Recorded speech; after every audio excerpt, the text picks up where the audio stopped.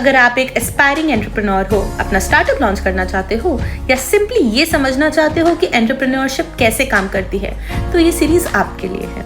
Entrepreneurship सिर्फ एक business शुरू करना नहीं है, it's about building something meaningful, solving problems and creating an impact. So let's start this journey and let's roll on.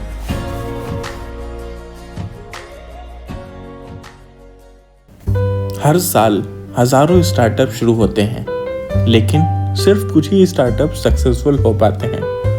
क्या आप जानते हैं कि 90% स्टार्टअप्स पहले ही साल में फेल हो जाते हैं? आज हम बात करेंगे उन रीजंस की जो स्टार्टअप्स को डूबने पर मजबूर करते हैं। एक स्टार्टअप का एग्जाम्पल भी दूंगा जहां पर उस स्टार्टअप ने कैसे अपनी शुरुआत की थी और कैसे कुछ गलत स्टेप्स लेने की वजह से उस स्टार्टअप बंद हुआ। और हम ये भी डिस्कस करेंगे कि कैसे आप अपनी स्टार्टअप जर्नी को सेफ रख सकते हैं। तो चलिए आगे बढ़ते हैं। Thank you for tuning in and please subscribe अगर आपने अभी तक नहीं किया है तो। This is my time. I'm on the rise. Can't hold me down. I'm too fly. This is my time. Ready to shine. Brighter than all the. This is my time. सोचो आप एक किसी छोटे शहर में हो और आपका सुबह उठ के कॉफी पीने का मन करता है, लेकिन जब आप देखते हैं तो आपको पता चलता है यहाँ पे ना तो कोई डिलीवरी सर्विसेज अवेलेबल हैं, ना ही कोई सुपरमार्केट है पास में, और इवन अगर प्लम्बर कारपेंटर का ज़रूरत पड़ता है तो कहीं से नंबर जुगाड़ के आपको उसे कांटेक्ट करके लाना पड़ता है। कुछ यही प्रॉब्लम फेस की हमारे 3 एंटरप्रेन्योर्स ने जो झांसी से बिलोंग करते थे। यही प्रॉब्लम को सॉल्व करने के लिए उन्होंने क्विक कार्ट बनाया जो ब्लिंकिट, अर्बन क्लैब जैसी सर्विसेज को कंबाइन करके एक प्लेटफॉर्म बना। 3 दोस्त अमित, रवि और स्नेहा ने अपने छोटे शहरों के लोगों की बहुत दिक्कत देखी है। बहुत बड़े शहरों में तो ब्लिंकिट, ज़ेप्टो और अर्बन क्लैब चल रहे थे, लेकिन छोटी जगह अभी भी ट्रेडिशनल तरीके यूज कर रही थी। उन्होंने सोचा अगर हम ग्रोसरीज, खाना और घर के छोटे मोटे काम के लिए एक ऐप बनाते हैं और इन सबको एक जगह लाते हैं तो। और यहाँ से क्विक कार्ट का जन्म हुआ झांसी के एक छोटे से ऑफिस से। 3 महीने के अंदर प्लेटफॉर्म बन गया, पार्टनर्स आ गए और 1.5 करोड़ का एंजल फंड भी मिल गया। झांसी के बाद ग्वालियर, बरेली और कोटा जैसे शहरों में एक्सपेंशन भी शुरू हुआ। सब कुछ परफेक्ट लग रहा था, लेकिन यही सक्सेस डाउनफॉल की भी शुरुआत भी थी।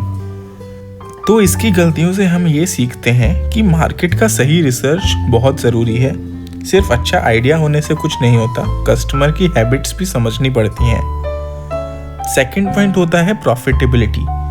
अगर हर ऑर्डर पे लॉस हो रहा है तो बिजनेस नहीं चल सकता।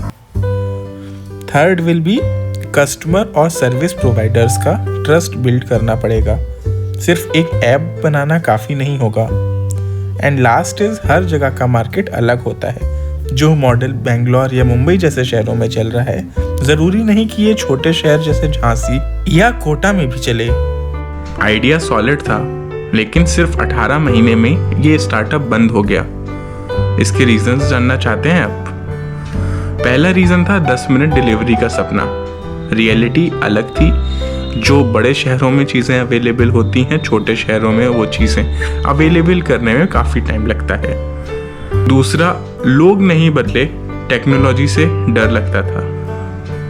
छोटे शहरों के लोग आज भी उतने टेक्नोलॉजी फ्रेंडली नहीं हैं comparing to people who belong to metro cities. Delivery का कॉस्ट ज़्यादा आता था पर ऑर्डर कम आते थे, तो कैश फ्लो मैनेजमेंट बिगड़ गया। प्लम्बर्स, इलेक्ट्रीशियंस, कारपेंटर्स जैसे लोग भाग गए और लास्ट में पैसा खत्म हो गया, इन्वेस्टर्स ने हाथ खड़े कर दिए। तो यही सब रीजंस की वजह से क्विक कार्ट नहीं चल पाया और क्विक कार्ट बंद हो गया। अब आते हैं आज के सेकंड टॉपिक पर, which is common reasons for startup failures. तो सबसे पहला रीजन होता है नो मार्केट डिमांड। आपने प्रोडक्ट तो बना लिया लेकिन मार्केट का रिसर्च किया ही नहीं। ऐसे केस में आपका प्रोडक्ट मार्केट में सक्सेसफुल नहीं होगा। दूसरा, poor financial management. Cash flow को अच्छे से समझ के कस्टमर एक्विजिशन कॉस्ट एंड बाकी मेट्रिक्स को अच्छे से इम्प्लीमेंट करने की जरूरत होती है। उसके बिना आपका स्टार्टअप सर्वाइव ही नहीं कर सकता। Third is wrong team and leadership issues. आप हमेशा उन एम्प्लॉयज को हायर करिए जिनमें स्किल से ज्यादा विल हो। स्किल तो आप सिखा देंगे पर विल का क्या करेंगे। Fourth is ineffective marketing. Hiring good digital marketers or outsourcing your marketing in the beginning is the much needed step. आजकल तो आप क्रिएटिव मार्केटिंग का भी अच्छा यूज कर सकते हैं. And last is scaling too fast or too slow. Either you scale too fast or you scale too slow. Both things are harmful for your business. Growth stagnant होनी चाहिए. Overnight success does not stay for long. अभी बात करते हैं आज के तीसरे topic, जो कि है सक्सेस स्ट्रेटजीज. हम लोग ने एक स्टार्टअप की केस स्टडी देखी, उसके बाद कुछ ऐसे रीजंस पे चर्चा की जिससे स्टार्टअप्स फेल होते हैं. पर अभी आते हैं कि सक्सेस होने के लिए क्या करना पड़ता है.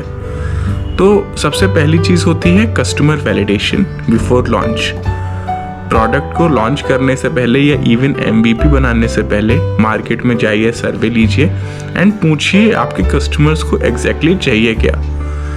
उस फीडबैक के अकॉर्डिंग आप वापस आइए एंड फिर अपने प्रोडक्ट पे काम करिए. दूसरा, स्ट्रॉन्ग फाइनेंशियल प्लानिंग. आपके पास हमेशा इतना कैश होना चाहिए at any point of time जो आपको बाद में आपके स्टार्टअप में हेल्प करे. अगर आपका कैश खत्म हो गया तो स्टार्टअप आगे बढ़ाना बहुत मुश्किल हो जाता है. Third will be building a skilled and adaptable team. As I discussed earlier also कि टीम एक बहुत ही इम्पोर्टेंट पार्ट होता है. अगर आपको अच्छी टीम हायर करनी है तो हमेशा विल पे फोकस करिए. स्किल तो आप सिखा सकते हैं पर विल अपने अंदर से ही आती है. Fourth is leveraging digital marketing. आप आउटसोर्स कीजिए या इन हाउस अच्छी मार्केटिंग टीम हायर कीजिए, पर marketing is a key to success. And last will be sustainability and smart scaling.